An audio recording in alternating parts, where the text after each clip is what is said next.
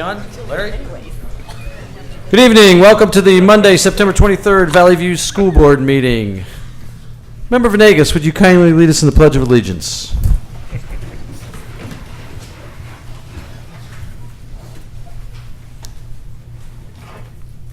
I pledge allegiance to the flag of the United States of America and to the republic for which it stands, one nation, under God, indivisible, with liberty and justice for all.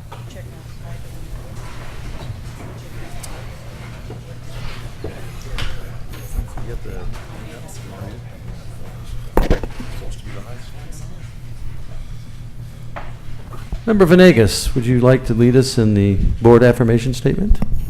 Yes, I can do that. Our mission is to ensure that all students are prepared for college and a successful life, academically, socially, and emotionally, as well as equipped with the necessary tools to have options to make decisions about their long-term goals. This will be accomplished by believing and working towards all students learning through rigorous curricula, meaningful, effective instructions, consequently demonstrating mastery on high-quality assessments with all stakeholders being held accountable throughout the process. Thank you. Moving down the agenda, Dr. Mitchum, agenda. Mr. President, I would like to ask that the board approve the agenda as presented. Motion to approve the board the agenda as presented. So moved. Motion and seconded. Is there any discussion? Roll call vote, please. Member Venegas? Yes. Member Campbell? Yes. Member Sikora? Yes. Member Felice? Yes. Secretary Hansen? Yes. Vice President Gugis? Yes. President Quigley? Yes. Moving down the agenda, consent agenda. Dr. Mitchum. Yes, I'd like to ask the board to approve consent agenda items 5.1 through 5.5, 5.1 board meeting minutes, September 9th, 2013, 5.2 executive session meeting minutes, September 9th, 2013, 5.3 gifts for Independence, Jamie McGee, Scoff, and Woodview Elementary Schools, as well as Bolingbrook High School, 5.4 ISBE, Illinois State Board of Education report on shared services or outsourcing, and 5.5 Teacher and Administrator 2013 Salary Benefits Report. Motion to approve. So moved. Second? Motion and seconded. Any discussion? Roll call vote, please. Member Venegas? Yes. Member Campbell? Yes. Member Sikora? Yes. Member Felice? Yes. Secretary Hansen? Yes. Vice President Gugis? Yes. President Quigley? Yes. Pillars of Valley View. First up, Woodview Elementary School. Member Campbell presenting. Principal Ellis. Please come to the microphone.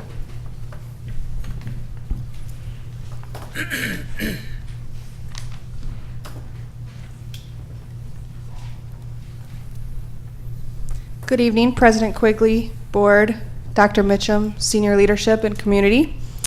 Our pillar of excellence, Lisa Lynch, is a third grade teacher at Woodview. Not only is she an amazing, caring teacher who's always open to any and every child that comes through her door, she is a calm, supportive colleague to all staff members. As the mentor leader, she has eased the transition of many new teachers as they begun their careers. She's an active participant on the Homeschool Connections Committee, and for the past 6 years, she's co-facilitated the Tuesday morning book club during the summer. She can frequently be seen at after-school events and always volunteers at PTA activities.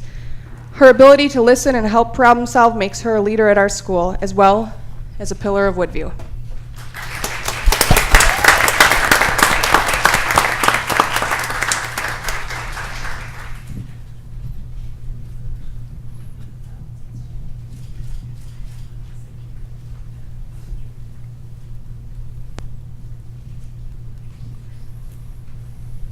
Next, Brooks Middle School, Ms. Carlstadt and Member Venegas.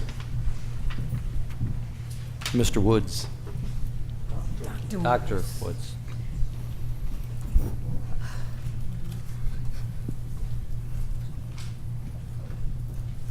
Good evening to the members of the Board of Education, Senior Leadership, Dr. Mitchum, and our school community. I am quite pleased to bring forward our nominee for the Pillars of Valley View, Ms. Lisa Carlstadt, our Purchasing Secretary. Ms. Carlstead exemplifies the characteristics of a Pillar of Valley View Award recipient. As a purchasing secretary, her primary responsibilities, or she's primarily responsible for managing our capital outlay account.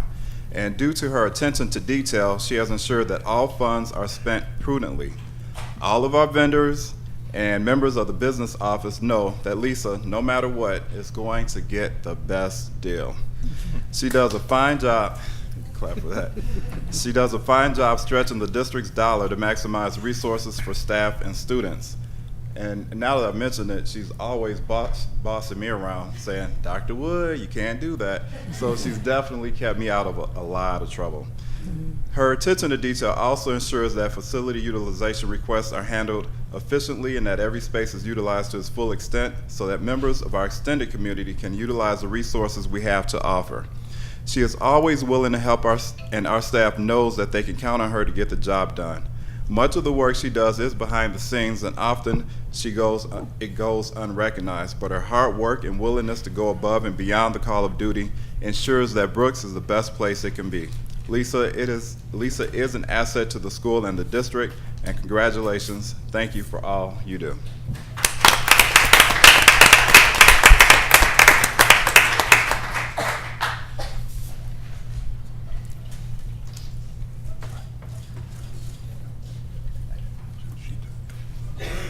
Next up, Bolingbrook High School.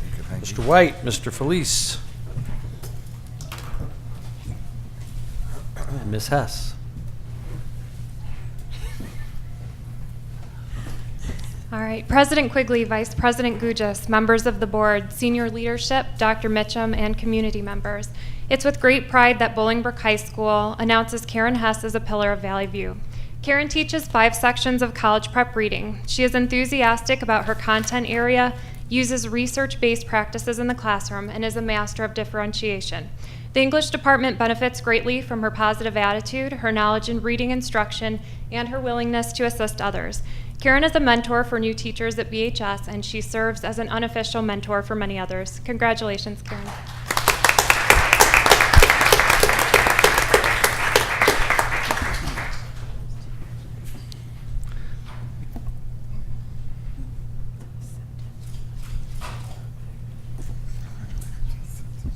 Ms. Hess, hang on for a second. I have a question for you. Grab the mic. When I was in high school, and this is just a matter of, and a long time ago, I had a advanced reading teacher, and she gave us a list of books. And she said, in your lifetime, if you read half of these books, you'll be more enriched for it. Do you guys have something like that? Just books that you personally think that every kid or every adult should have taken a crack at some point in their life? I don't know that we have a list for like the school or the department in general, but I definitely have a list of books I recommend to kids. Could you do me a favor? Yes.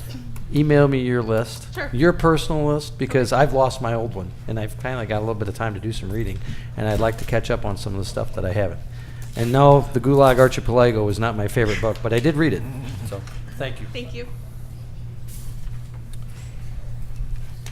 Moving down the agenda, liaison reports, any and all, please. I attended the Park District board meeting this past Thursday, and that was the first one that I've had a chance to attend. Nothing major to report. They will be adding some fees to the BAC sports groups to help offlay some of their costs for field maintenance and so forth, but otherwise nothing else to report. Thank you. Any others? BAC, he did an acronym. Pardon me? He used an Oh, acronym. sorry, that's Bolingbrook Athletic Commission. All righty, Thank you. thank you. Anyone else? I have a quick one. It's not really a legislative report, but there's a gentleman in the audience who served in the legislature for many, many years and represented our communities. Jim Meyer, you want to stand up and say hi, wave? Jimmy? 16 years, correct? 16 years in the Illinois General Assembly. I know several years as a trustee in Bolingbrook. There's a park named after Jim in Bolingbrook, as a matter of fact. And having dealt with the General Assembly for many years myself, I can tell you that guy is one of the true gentlemen that ever served in the House of Representatives in the state of Illinois. So, Jim, it's good to see you here tonight. Now, I'd like to make my announcement. The Special Needs Resource Committee met on Thursday, September 19th, and we do want to inform the community is that we will have our first Special Needs Resource Night on October 24th. That is a Thursday. That is from 6:30 to 8 o'clock. It is at John Lukanzik. It will be a question and answer panel, and there will be childcare. Thank you. Any others? The only other one I had was from our Wilco board meeting. They have their open house tomorrow night at the Wilco Center from 6 o'clock till 8 o'clock. General open house. Is that up on the website, Larry? 6 to 8, Wilco, tomorrow? Okay. Thank you. Thanks, Larry. Audience participation. Is there anybody in the audience who wishes to address the board this evening? Seeing no one. Moving down the agenda. Student due process cases. Dr. Mitchum. Mr. President, I ask that the board approve cases A through C as presented. Motion to approve. So moved. Second. Motion and second. Is there any discussion? Hearing none, seeing none. Roll call vote, please. Member Venegas, Yes. Member Campbell, Yes. Member Sikora, Yes. Member Felice, Yes. Secretary Hansen, Yes. Vice President Gugis, Abstain. President Quigley. Yes. Ms. Kinder, if you would, please. Next. Yes, sir. Action Report 10.1 is seeking your approval on the application for recognition of public schools for 2013-2014. This is a requirement by the Illinois State Board of Education that requires each of our schools to certify that they are in compliance with state requirements. Each of our schools has completed this report, and we are submitting it to you for your approval. No schools are out of compliance. Upon your approval, we will submit to the Regional Office of Education for their approval, and then it will be submitted to the Illinois State Board of Education to ensure that we are in compliance with the deadlines. Any questions? No. Motion before the question. Motion would be in order. Sorry. Thank you, So member. moved. Second. Motion and second. Any discussions? Roll call vote, please. Member Venegas, Yes. Member Campbell, Yes. Member Sikora, Yes. Member Felice, Yes. Secretary Hansen, Yes. Vice President Gugis, Yes. President Quigley. Yes. Next up, motion would be in order to go into public hearing for the purposes of discussing the budget for 2013-2014. Mr. Grizafi will address the group. Need a motion? So moved. Need a second? Second. Motion and seconded. Roll call vote, please. Member Venegas, Yes. Member Campbell, Yes. Member Sikora, Yes. Member Felice, Yes. Secretary Hansen, Yes. Vice President Gugis, Yes. President Quigley. Yes. Mr. Grizafi, if you would, please. Yes, thank you very much. Gary Grizafi, Assistant Superintendent for Administrative Services. Tonight we'll be reviewing, excuse me, the final budget draft for 13-14. A lot of the information is going to be identical to what we saw in the beginning of August before the budget has been put on display for 30 days. Our overall budget, $243 million. That does not include the $35.7 million on behalf payment. That's the payment that the state pays on behalf of teachers in our district. And that is anticipated, I guess, or expected to be paid. But as we all know, the state is in some very difficult financial times, and it's anyone's guess if that payment actually does get paid. But we are required by government accounting rules to book that. And as I have since I've arrived here, I like to back that out so it doesn't overinflate our budget. If you added that, we'd look like we were in about the $280 million range, and that certainly is not the case since it's not a direct expenditure. Our operating funds, the amount of funds it takes to operate day to day, $220 million. This is an increase of $2.23 million, or 1% over last year. So we're really trying to hold the line in terms of how much our budget has increased year over year. That's about the lowest percent increase we've had in recent memory. We fund our budget by a combination of resources from local, state, and federal sources. $177 million, the bulk of it coming locally from property taxes and user fees, along with corporate personal property replacement taxes. The state will pitch in $42 million, and the Fed $14 million. Our benefits incorporated into the budget are budgeted for an increase of 7%. due to claim cost increases and negotiated changes in the area of premiums that came at our last bargaining sessions. Other major changes to expenditures, we've got an increase of just over $1.5 million in our scheduled debt service payment. And that does come after we redid our debt schedule about 4 years ago. And so that increase actually would have been larger had we not taken the action we took, like I mentioned, 4 years ago. Anticipated increase in salary costs per our labor agreements. We do have a 2% cost of salary increases across all of our labor agreements. The book entry increase of the on-behalf payment, as I mentioned, $8.2 million. That is incorporated into the budget that you actually sign. But again, I won't really talk about it much more this evening since it is not a direct revenue or expenditure. The technology upgrade lease costs, $850,000 additional. We've brought to you, I believe, 3 phases of our leases over the last, in this year. We've got 1 more to go, and that is budgeted in here. We were at about $1 million in lease costs for technology. We'll be at $1,850,000 after that final lease phase. We do anticipate a decrease in our workers' compensation costs by $300,000. That's certainly a welcome trend. We've been trending downward over the last several years, and we continue to do so by actively managing our comp cases, investigating all claims, and working with our carrier and our attorney to investigate and adjudicate claims in the best way possible. Budget revisions. Since the budget was put on display, we added about $120,000 for key leaders at the elementary level, and that was negotiated, although it wasn't stipulated. We were supposed to convene a committee. I think that's in process right now, and so we anticipate the cost for that, along with extended day teacher pay, to be an additional $120,000. We reduced the Wilco tuition costs by $88,000 to reflect the actual enrollment.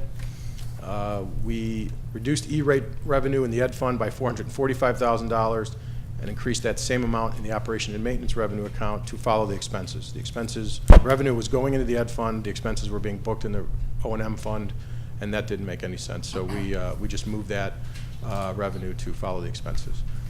The transportation claim was reduced by $516,000 to reflect the actual claim data. At the time the budget was put together in August, we didn't have the claim filed. We hadn't had it finalized. Once that was done, we recognized that we were $516,000 over in our estimate based on last year's claim, and therefore we made that adjustment. The telltale budget summary for the board and the community. Our buckets of money, as you know, are education fund, operation and maintenance, transportation, IMRF, FICA, tort, and working cash. We anticipate starting this year $66,275,000. That is an unaudited figure at this time. The auditors were in last week. They wrapped up 2 weeks of work here, and so we're waiting for the final numbers. I don't anticipate a major revision to that number, but again, it's our best guess right now as to where we are in terms of an end-of-year fund balance. Revenues totaling $211 million against expenditures of $220 million, leaving us with an estimated ending year fund balance, June of 2014, of $56 million.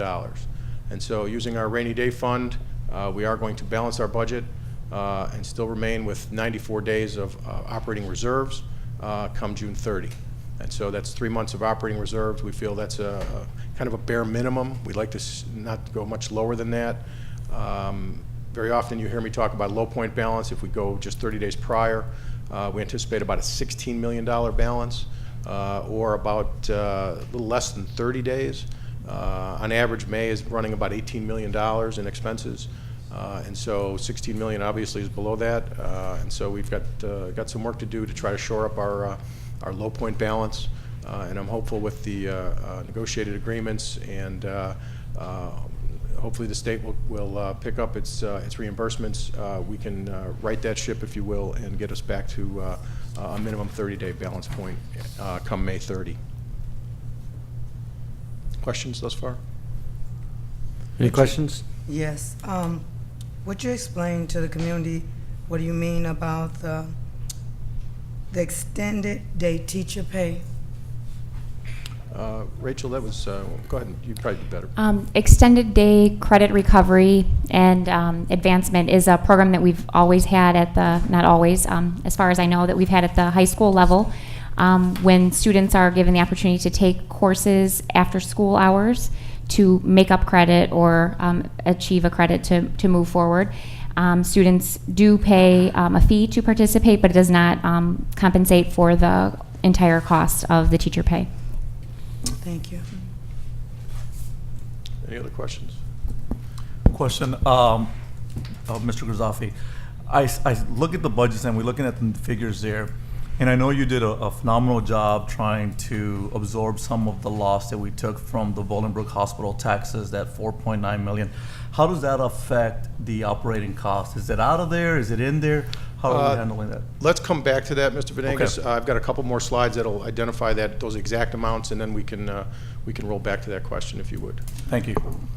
This is the object summary. Really, all budgets throughout the state, really nationally, are comprised of salaries and benefits, purchase services, your supplies and capital outlay, as well as other objects, including outside tuition and the on-behalf payments. As always, our budget is primarily composed of salary and benefits. You can see the percentage there. We're close to 75% of our operations, all funds, all of the buckets, if you will, are wrapped up in salary and benefits. Our overall budget was an increase of 1.9% when you include our debt service. When I mentioned the 1% before, that was excluding debt service, but we had that $1.5 million increase, and so that is incorporated in the $243 million of overall budget, or a 1.9% increase.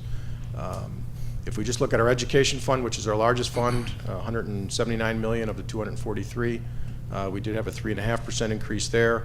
A lot of that has to do with the tuition payment for outside entities for our special needs students. We had a large increase last year, and in working with the special ed department, they indicated that not only are costs rising, but we did have an increase in enrollment for those kids that are placed XOD or outside of the district. And so they were not comfortable in using a budget number similar to last year.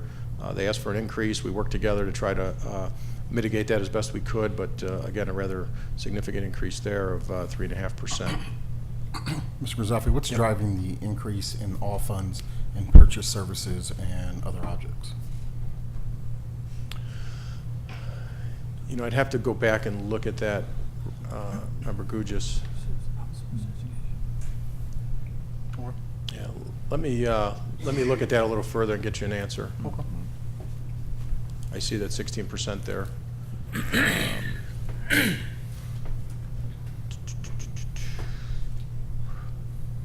Yeah, I don't know off the top of my head. Good question. Our sources of revenue, as I mentioned earlier, are broken down by local, state, and federal. We'll take in 66% locally, but if we include that on-behalf payment up here in the state funds, that's $71 million. If I back that out, the state is going to give us $42 million, and so you can see the dramatic difference in percentages when we back out that book entry only, that $35.7 million. So we go from 66% to 76%. So again, 3/4 of the operations of our school district are borne by our residents and our taxpayers. And so that is high. It's not as high as some districts. Many districts that surround us are over 80 and 85%. But again, it really tells a tale of how school districts in the state are funded on the backs of local taxpayers. And I really don't see that changing in the near future, particularly in light of the state's financial difficulty. And so the Fed continues to give us a very small piece, $14 million, making up our overall $234 million in revenue. General state aid was one of the few bright spots on the revenue side of our budget this year. We were scheduled to receive almost a $10 million increase per the formula. Last year we received $18 million. The formula dictated a $28 million increase. A portion of that was due to the full-day kindergarten. This would have been the full year that we were the recipient of those 1,200 kindergartners that were with us an extra half a day. And so that generated some additional revenue. But again, the proration that the state is putting on districts at the 88.8% meant we'll receive only $25 million or $6.7 million. And so, if you will, that's $3.2 million that we won't collect via the formula due to the state being in financial difficulty. State reimbursement continues to be prorated as well by 42%. This is a slide that just keeps growing and growing. It's $1.2 million annually.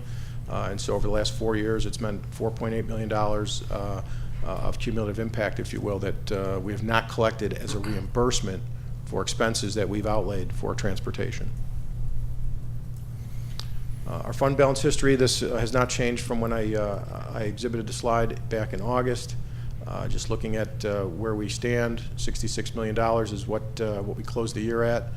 And so you can see our balances have slowly declined using our rainy day fund, if you will, to maintain services throughout the district that our students and staff are accustomed to. And it certainly would be my desire and hope that we can climb out of this hole that we find ourselves in and not have to deplete all of our rainy day funds, maintain a modicum, if you will, of balances so that our cash flow is not impacted. This was the slide that Mr. Venegas was kind of referring to. Last year, we received $2.2 million less in state aid than we should have due to proration by the state. There's the $1.2 million that the transportation was prorated. The Adventist tax refund for the 4 years, 08 through 11, was almost $1.9 million, over $1.9 million. And then we had tax objection settlements from 2005-08 that were $2.6 million. All in all, we were over $8 million of revenue that should have been collected by the school district that, for one reason or another, were not. And that's really what's driving a large part of our difficulty in balancing our budget without using reserves, if you will. And for the current year, again, from the general state aid slide, $3.2 million in uncollected formula funds, the $1.2 in transportation, and for the next 3 years, for the next 4 years, $1.2 million will be withheld from our December distribution of tax collections to pay back the taxes that Adventist had been paid under protest and per the court order. And so again, this year, the impact is not quite as bad as it was in 12-13, but $5.6 million, which certainly would have went a long way to help us or to add to our bottom line. Assistant Superintendent Grazafi, a follow-up on that. Is that inclusive of the money that we used to collect from the hospital? And now, not only are we not collecting that money from the hospital, we're now paying the hospital. Are you following me like that? Yeah, that does not. The hospital's tax bill was just very close to $2 million annually that we're collecting. The difference is on the repayment, we have no way to go back and capture that.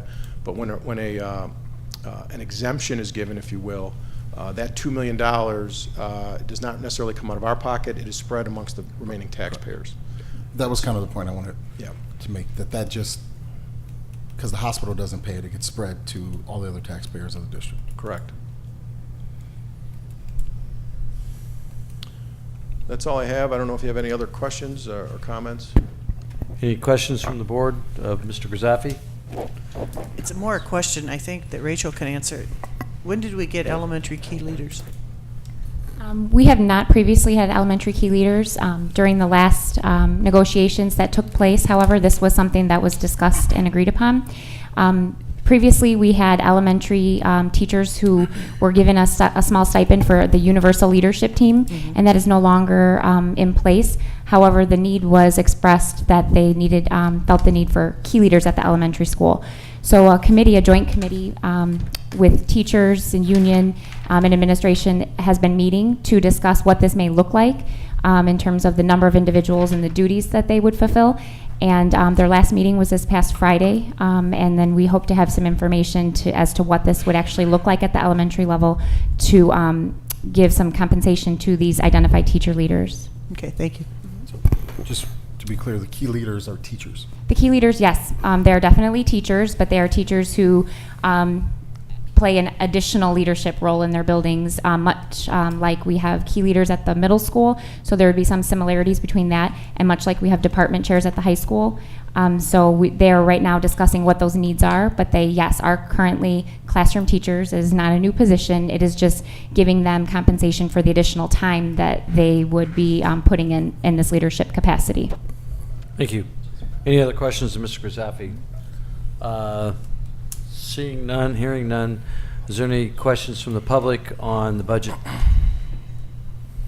Seeing none, hearing none. A motion would be in order to close the hearing. Motion. Motion and seconded. Is there any discussion? Roll call vote, please. Member Venegas? Yes. Member Campbell? Yes. Member Sikora? Yes. Member Felice? Yes. Secretary Hansen? Yes. Vice President Gugis? Yes. President Quigley? Yes. That being said, the next agenda item is resolution adopting the budget for 2013-14. Motion would be in order. So move. Second. Motion and seconded. Is there any discussion? Hearing none, seeing none. Roll call vote, please. Member Venegas? Yes. Member Campbell? Yes. Member Sikora? Yes. Member Felice? Yes. Secretary Hansen? Yes. Vice President Gugis? Yes. President Quigley? Yes. Moving down the agenda. Next up. Action Report 12.1 this evening, a consolidated action report. We're seeking your approval on 21 items for certified personnel, 27 for classified personnel, and 2 for administrative certified personnel. So move. Motion. Second. Second. Any discussion? Roll call vote, please. Member Venegas? Yes. Member Campbell? Yes. Member Sikora? Yes. Member Felice? Yes. Secretary Hansen? Yes. Vice President Gugis? Yes. President Quigley? Yes. Mr. Mitchum. President Quigley, tonight we have an information report. Information report 13.1 is on on park assessment readiness, and PARC stands for the Partnership for Assessment of Readiness for College and Careers. Tonight we are bringing this information report to you. Our Director of Data and Assessment, Kelly Gilbert, Director of Instructional Technology, Don Tufano, and Director of Technology, Astrid Welch, are here to share some information with you to explain to the board and the community what exactly PARC is and what these impending changes, what the impact will be on our school and our community, and what steps we are taking to prepare, in addition to what's going on in the classroom with our curriculum and instruction, what we are doing to prepare for these new computer-based assessments. So I'm going to allow Kelly to begin to explain this to the community and the board, and we'll be happy to answer any questions that are asked. Good evening. Thank you for allowing us the opportunity to share with you information this evening regarding the PARC assessment. As Assistant Superintendent mentioned, Kinder mentioned that PARC stands for the Partnership for Assessment of College and Careers, and that will be something that we will be referring to throughout this presentation as that acronym. We have a few targets this evening in this presentation. The first one is to provide for you an overview of the PARC assessment, including its vision, purpose, and components. We would like to describe the impacted areas in Valley View School District as a result of the implementation of the PARC assessment, as well as define some next steps within Valley View to achieve an acceptable level of readiness for the PARC assessment. So what is PARC? PARC is a consortium of 19 states working together to develop a common set of computer-based assessments. They are linked to the new Common Core state standards, as well as will be assessed in the areas of English language arts, literacy, and mathematics. The PARC assessment will also replace the Illinois State Achievement Test, also known as ISAT, in the 2014-2015 school year. PARC has provided some elements of information that we'll be using to share with you as well this evening, including the vision, communication from PARC, how this is supporting our data-driven decisions, and the major impact areas of this implementation, including curriculum, assessment scheduling, physical space, and infrastructure within Valley View. The vision of PARC as a consortium They have committed to building this assessment system in grades K through 12 that builds a pathway to college and career readiness for all students, creates high-quality assessments that measure the full range of the Common Core state standards, supports educators in the classroom, makes better use of technology in assessments, and advances accountability on all levels. Communication from the PARC Consortium has been provided to us in multiple formats, including webinars, emails, readiness documents, and an assessment tool, as well as information garnered at Title I and ISB, the Illinois State Board of Education workshops. Current communication to date has been in high volume, but with low specificity. Additional information is coming soon, and we will respond accordingly as we receive that information. PARC provides this design of its assessments. There are 4 different assessments, including a speaking and listening component outlined in its framework. Of the 4 assessments, there are 2 that have been mandated by the state of Illinois that would be administered within Valley View School District. The 2 required are the performance-based assessment, the PBA, and the end-of-year assessment, the EOY. The performance-based assessment would be administered about 75% completion of instruction during the school year, very similar in time frame to when we administer the ISAT assessment at this time. And the end-of-year assessment would be administered at the 90th% completion of instruction time during the school year. That would be about May, end of April, early May. This is very much infiltrated into our data-driven decisions. PARC intends to assess teaching and learning as aligned to the Common Core state standards, including student mastery of those standards and teacher instruction as it relates to student proficiency, that achievement level. We also know at our heels are Senate Bill 7 and PARA, the Performance Evaluation Reform Act, that include a student growth measurement within administrator and teacher evaluations. This also provides an emphasis to maintain a balanced assessment system, incorporating local assessment data that we have, both formative and summative, our standardized testing, including MAP, AIMS-Web, and ISAT, or upcoming PARC, as well as balancing achievement and growth. PARC, as mandated, does not provide a balanced assessment system as it only measures student achievement and not growth.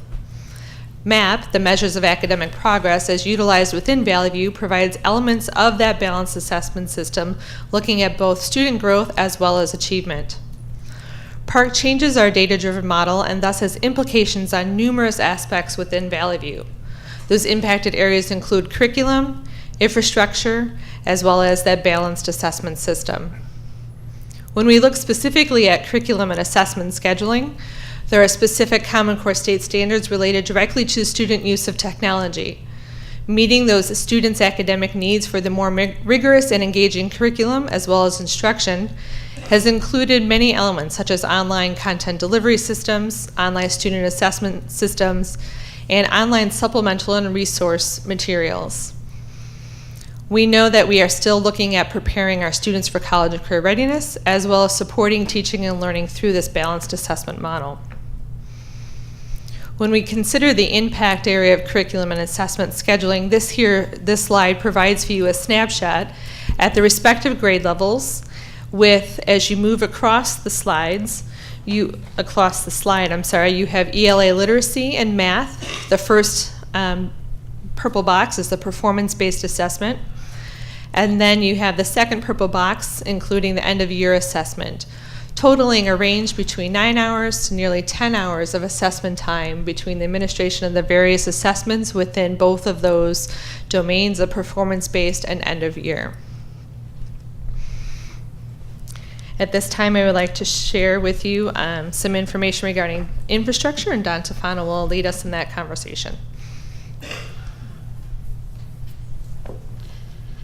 Thank you, Kelly. Astrid and I are going to be talking about the impact on infrastructure and facilities. As Kelly alluded to earlier, these are impact areas that have been identified with the implementation of the PARC assessment. And these, we utilized what PARC had provided, which was a technology readiness tool in order to determine some of these. It's important to note that they have not provided us all the information, but we're supposed to have complete information sometime in October. We focused on looking at the 3 areas based on the readiness tool, which were computing devices, software, and our network. With computing devices, looking at the quantity of devices we have and the types of devices that we have. Given the park specifications that they had provided, with the testing guidelines in terms of using a 20-day window for the assessment sessions, for 2014-15, we would not have enough devices in order to meet their specifications. In terms of memory and speed to run Windows 7 operating system, which is the specification to administer the test, we have about 3/4 of the devices that would be able to run a Windows 7 operating system. When we look at the operating systems that we have out there, we need to support, as far as in the software area, that would be Windows 7 and or the Chrome operating system. Again, to meet that specification for 2015-16, where we'd be about 3/4 there. Our network, from wireless infrastructure, intranet, and internet, for the 2014-15 school year, we know that we have sufficient speed and capacity for the required devices for 2014-15. As far as the intranet requirements, our internal wireless network, those specifications will be forthcoming, and we anticipate those in October. And in terms of internet bandwidth, we are meeting the specification in order to support the tests at this time. And I'm going to turn it over to Astrid Welch.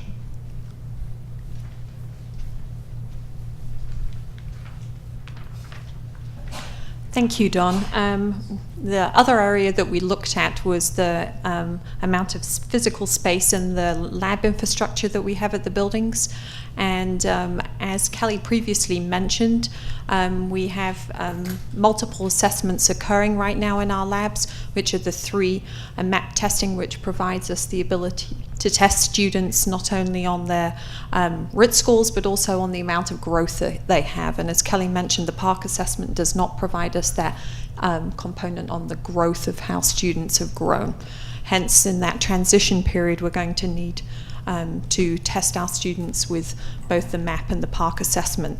That being said, we'll probably have about 100 testing days for a school in order to meet those assessments, and then how much lab space do we have in order to accommodate that, recognizing that our labs are currently being used to deliver curriculum to our students in various measures.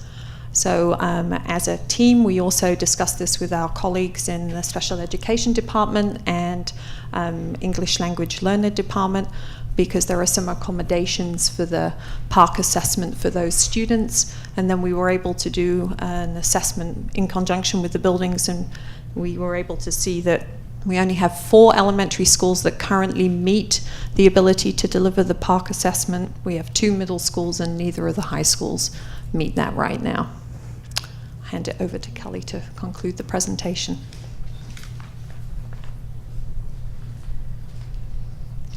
So when we consider our next steps, what we're looking at here is providing more information regarding the infrastructure, physical space, assessment, scheduling, curriculum, balanced assessment system, and implications that may incur within the budget.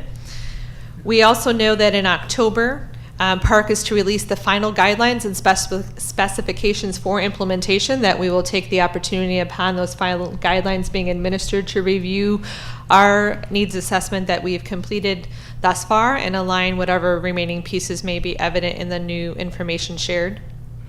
We would like to continue to provide updates regarding the Park assessment implementation, not only to you as a school board of education, our community, as well as our building administrators as well. And collectively, we would be doing that ongoing, and we'd like to come back to you with some additional information end of November, beginning of December, for any next step pieces that we may have to take so that we can be Park ready.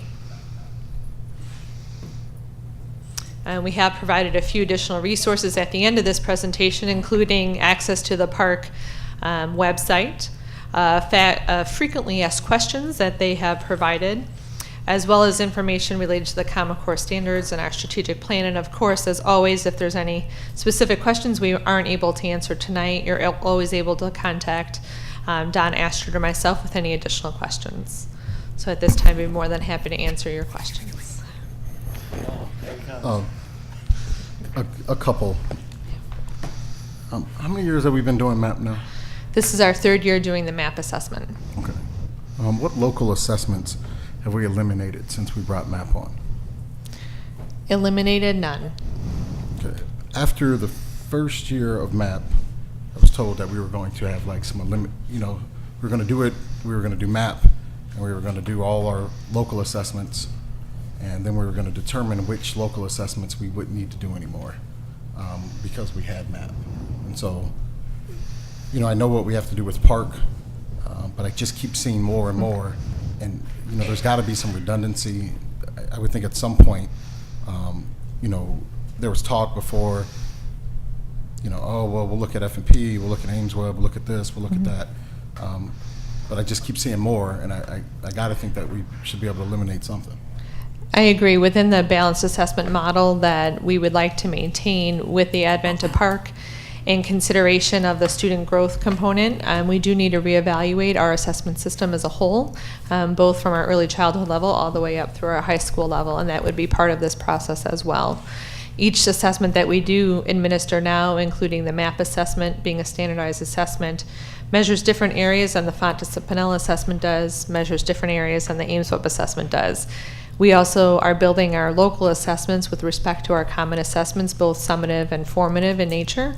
And once we have those better established, we'll be able to clearly evaluate what role each of those additional assessments may play, if at all, through that process.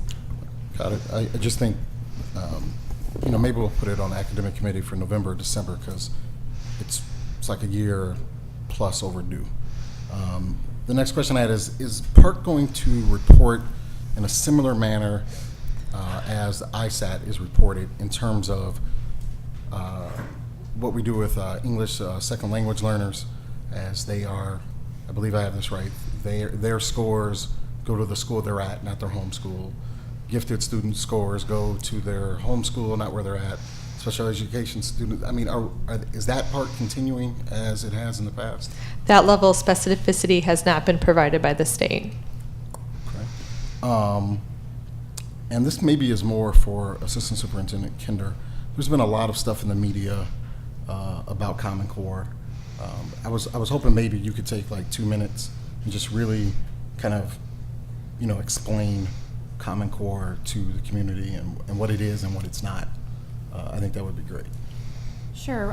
One of the misconceptions about the Common Core state standards is that it's been a federally mandated curriculum, and advocates for Common Core are very quick to point out, no, this was voluntarily adopted by states. States chose to adopt the Common Core state standards. Now, in some states, they're up in arms about the Common Core state standards because they feel that the Common Core state standards are less rigorous than what was currently in place in their states. In Illinois, I don't think you would find many people who would argue that the Illinois state standards, the old ones, were of a higher level of rigor. So that argument doesn't really hold water here in the state of Illinois, because the Common Core state standards are a vast, vast improvement from what we currently or previously had in the state of Illinois in terms of the expectations for learning for our students. So that argument will not hold true. Illinois has reaffirmed its support of the adoption of the Common Core state standards, as well as their participation in the Park Consortium, so with the development of a new assessment. So Illinois is definitely holding strong on this move with the Common Core state standards.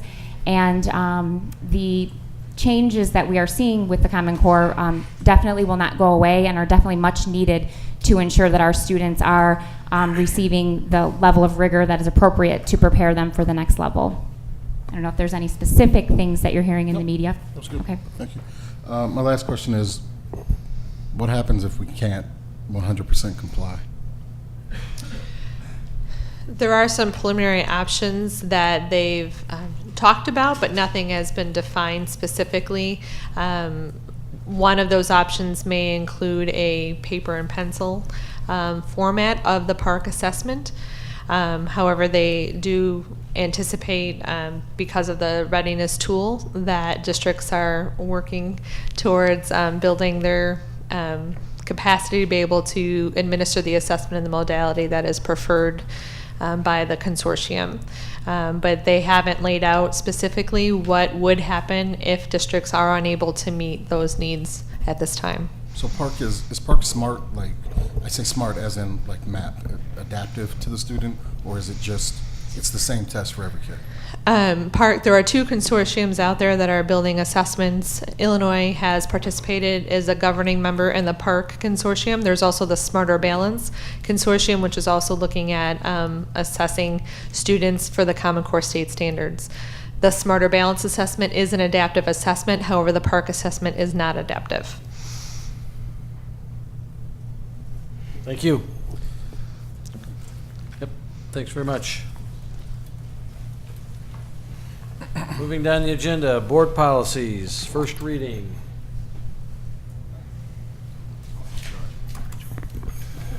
First reading of board policies 6:10, educational philosophy and objectives, and board policy 6:15, school accountability.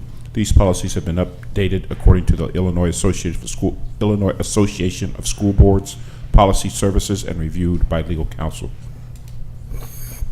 As typical, this is the first reading of these. These will be back at a subsequent meeting, correct? Absolutely.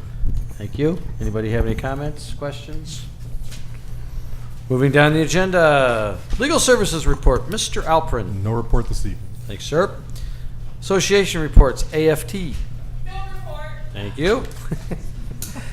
A very enthusiastic no report, I might add. Valley View Council. Apparently no report. Office Personnel Council. And apparently no report. Any old business before the board this evening? Any new business before the board this evening? Any questions from the public on actions that we have taken this evening? Moving down the agenda, any announcements by the board? Oh, I'm sorry. Please state your name and where you are from. Into the microphone, please. I have a child in Valley View school system. Thank you. My question is, everything you knew you're implementing, how is it supposed to help our children? How is it supposed to better our children in their education? I don't want a roundabout answer. I want percentages and how is it helping them? Mrs. Claire? All of the changes that we are making right now are designed to ensure that we get most, if not all, of our kids by the time they graduate prepared for their post-secondary education, meaning that they're prepared to either go into the workforce without remediation or go into college without remediation. Currently, as a result of the lack of rigor in our curriculum, many of our children upon graduation have not been prepared for the workforce or for college. So everything that we're doing from the time we open the building to the time we close it and everything that goes on in between, whether it be directly related to the curriculum and instruction and delivery or ancillary to that, our focus is always on how is this going to impact the outcome of our kids at the time that they graduate. Ms. Claire, I think to be fair to your question, the park assessment is state mandated. It's an assessment, it's a report that is given to the community, the state, of the performance of our schools. So that's a state mandated piece, not a, so that what you just watched is how we're going to implement what the state is telling us we have to do. Thank you. I mean, what you say is mandated by the state. That means you have no choice. You gotta do. That's correct. It's a law. It's not a request. They pass a law, we have to comply. If we're out of compliance, they can withhold our funding. We can't afford to have our funding withheld. I know, because every time I get a financial report or something, we're running in the red. We never ever catch up. But then I hear all this. We're always behind in funding, and then all this new crap and garbage and junk is always being added. You're right. What it is, this is another. And I want to know what success. Why are we succeeding still adding things that is not succeeding? You know, Ms. you're Claire, not accomplishing anything by throwing this aside, then adding something else. Ms. Claire, I would agree with you. What this is what we would call an unfunded mandate from the state, where the state is requiring us to do something, requiring us to spend money to do it, but not giving us the money to do it. But so you're right. We're going to have to add new stuff to meet the state requirement, and we're going to have to spend taxpayers' money to do it, and the state is not giving us money to do it. It is what is known in governmental agencies as an unfunded mandate, and we have lots of those. And so, we have to do all this. I know that. Tighten your budget. Cut the things that can be cut out. The wasteful things. Yes, ma'am.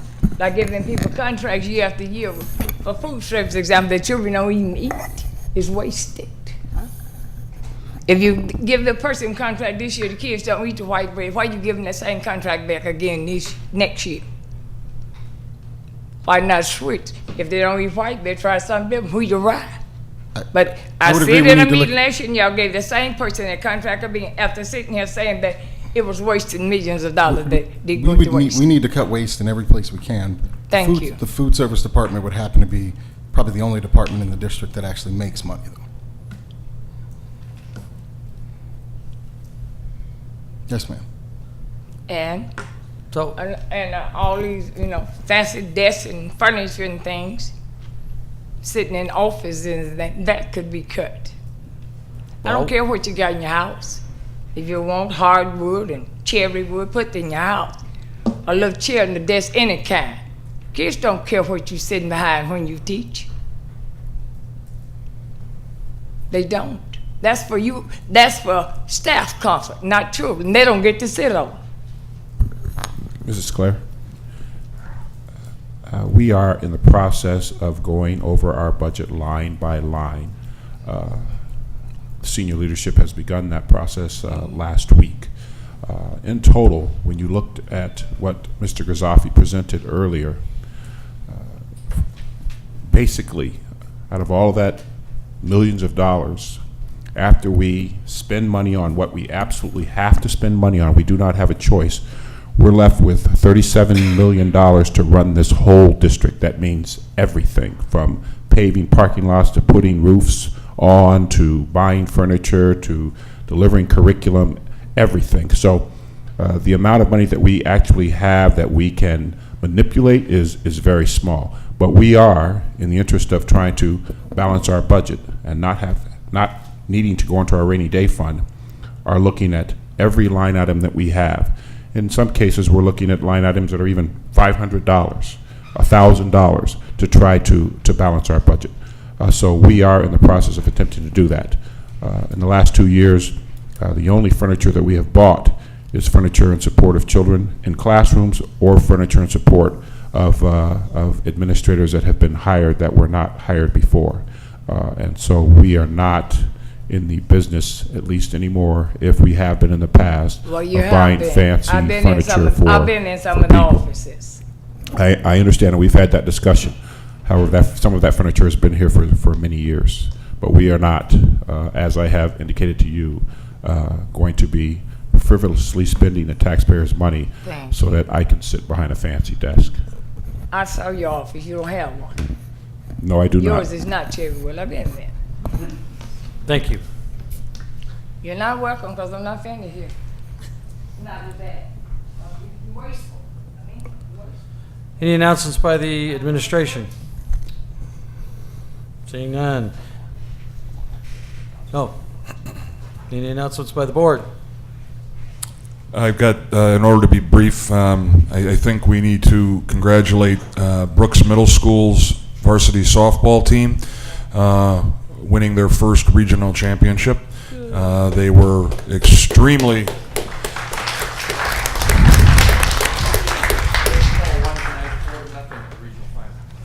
Wednesday, tonight. They won tonight. Brooks beat Adams tonight, regional final 4-0. So, in baseball, hats off to Brooks. They seem to be garnering a lot of hardware. So, congratulations to all of them. And to all of the schools that, over the last couple of weeks that I've had a chance to tour and visit, I would like to seriously congratulate, because it's across the board. You walk in a classroom, The teachers are on point, and more importantly, and I mean every classroom, the kids are on task, doing what they're supposed to be doing, and it's just normal behavior. And my hat's off to all of them. Especially a nice shout out to Mrs. Thomas at BJ Ward for the preschool, and I know it's not the only one in the district, but it's the only one that I've had a chance to talk and learn about, but the story time every Thursday afternoon for preschool kids so that they can come in and get an idea what a library is with their caregivers and so forth. It's a phenomenal program, so congratulations to all of them. And I have had a great time touring some schools, and I've got a few more to do this week, but it's been a terrific learning experience, so thank you to everyone. Thank you. Any other announcements by the board? All right. Any announcements by the public? If none, motion to adjourn would be in order. So moved. Motion. I did have one administrative Oh, announcement. I'm sorry. Come on, administration, Unless jump you in there just before you we. want me to talk, I won't have an announcement. You could forego your announcement later. It's very quick. I just wanted to congratulate Jody Ellis and her team of teachers. As you know, I go around the district visiting schools as well, and I happened to go to her school right before a fire drill. And Mr. White, you would have been very proud of the precision as it related to the way in which they got those kids out of that building. And I was, it was very good to see how safe those kids were and how orderly they were and how well those teachers and administrators handled that situation. So God forbid anything ever happened in any of our buildings, but if something were to happen in Woodview, I'm completely sure that those kids would be protected and safe. So thank you again. Thank you. We have a motion. We need a second. Second. Motion and seconded. Roll call vote, please. Member Venegas? Yes. Member Campbell? Yes. Member Sikora? Yes. Member Felice? Yes. Secretary Hansen? Yes. Vice President Gugis? Yes. President Quigley? Yes. Gary and Don, can I talk to you as soon as the meeting's over? I got a thing I got to bounce off of